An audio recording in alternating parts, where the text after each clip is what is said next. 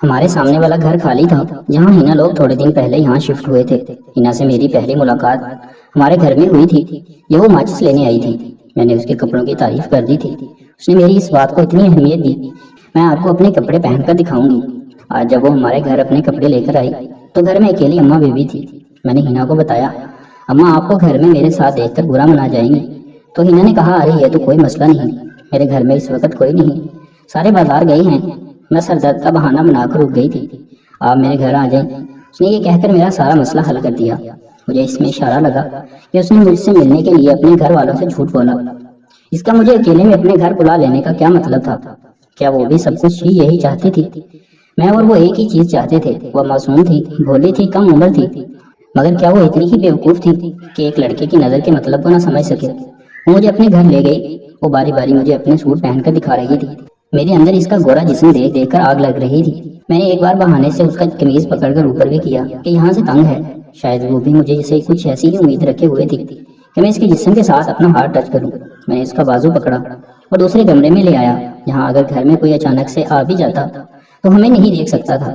میں نے کہا، سچ سچ بتاؤ آپ نے مجھے اپنے گھر کیوں بلایا ہے؟ وہ بولی، اتنے بڑے جوان ہو گئے ہو، ابھی اس کا مطلب بھی نہیں پتا۔ میں حیران تھا کہ وہ کیسے بے باکی سے اپنے جسم کی آفر کروا رہی تھی۔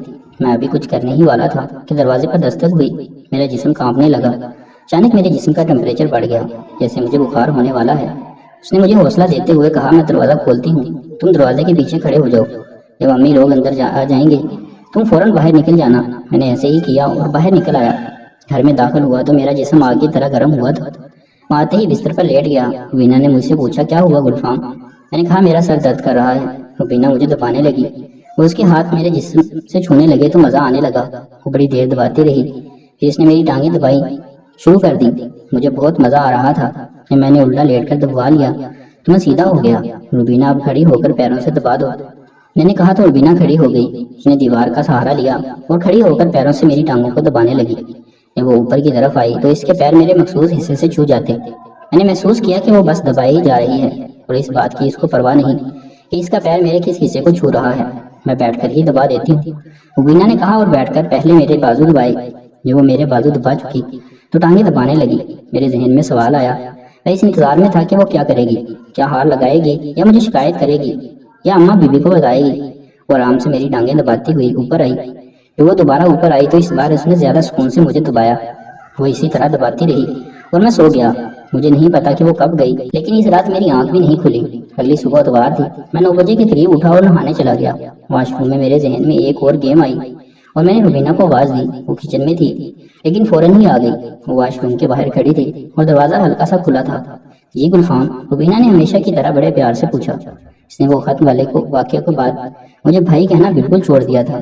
روبینہ، مجھے کمر پر صابن تو مل دینا، اکثر لوگوں کا ہاتھ پوری کمر پر نہیں پہنچتا، اگرچہ کہ میرا پہنچ جاتا تھا۔ میں نے بہانے کو مقبول جان کر نیا بتا پھینکا۔ جی بس روٹی چولہے سے اتار کر آئی۔ روبینہ میرے ساتھ کھیلنے لگی تھی اور مجھے انتظار اس وقت کا تھا کہ جب وہ بھی کچھ گیم میں حصہ ڈالے گی۔ وہ بس کھیل رہی تھی اور میری گیم کا لطف لے رہی تھی۔ اگر وہ خود کچھ نہ کرتی، وہ صرف کھیلتی ہی رہتی تو مجھے منظور تھا۔ وہ تھوڑی دیر بعد آئی اور دروازے پر دستک دے کر بولی، میں آ جاؤں؟ ہاں، میں نے دوسری طرف منہ کیا ہوا تھا۔ اس نے پانی کا ڈبہ میرے جسم پر انڈیلا اور میرا جسم گیلا کیا۔ روبینہ نے صابن اٹھایا اور میری کمر پر زور زور سے ملنے لگی۔ بس، اس نے کمر پر لگا کر کہا، باقی جسم پر بھی لگا دو۔ جی اچھا، روبینہ نے کہا اور بیٹھ کر میری ٹانگوں پر صابن لگانے لگی۔ ویسے مر رہی تھی جیسے برتن چمکاتے ہیں۔ پھر وہ اٹھی اور میرے سامنے آ کر میرے سینے پر صابن لگانے لگی۔ اس نے ایک بار بھی میری آنکھوں کی طرف نہیں دیکھا۔ اس کے اپنے کپڑے بھی گیلے ہو گئے تھے اور کئی جگہوں پر جسم سے چپک رہے تھے۔ میرے سینے اور پیٹ پر صابن لگا کر وہ نیچے بیٹھ گئی اور ٹانگوں پر صابن لگانے لگی۔ وہ اس کے منہ کے بالکل سامنے تھا۔ وہ یقیناً اس کو دیکھ سکتی تھی، لیکن وہ ایسے تھی جیسے اس کو نظر نہیں نہ آ رہا ہو یا جیسے وہ کسی بچے کو نہلا رہی ہو۔ میں نے سوچا کہ کیا وہ اس کو ہاتھ لگائے گی؟ نے پورے جسم کو تو ملا ہی تھا، لیکن اب جس جگہ کو مل رہی تھی وہ مجھے سب سے اچھا لگ رہا تھا۔ اب اس کو مکمل پتا تھا کہ ہم کیا گیم کھیل رہے ہیں۔ صابن کی بہت جھاگ بن رہی تھی، لیکن اس نے پرواہ نہ کی۔ سارا صابن اتار کر اس نے تولیے سے میرے جسم صاف کیا۔ جانے سے پہلے اس نے میرے سینے پر ایک بوسہ دیا اور باہر چلی گئی۔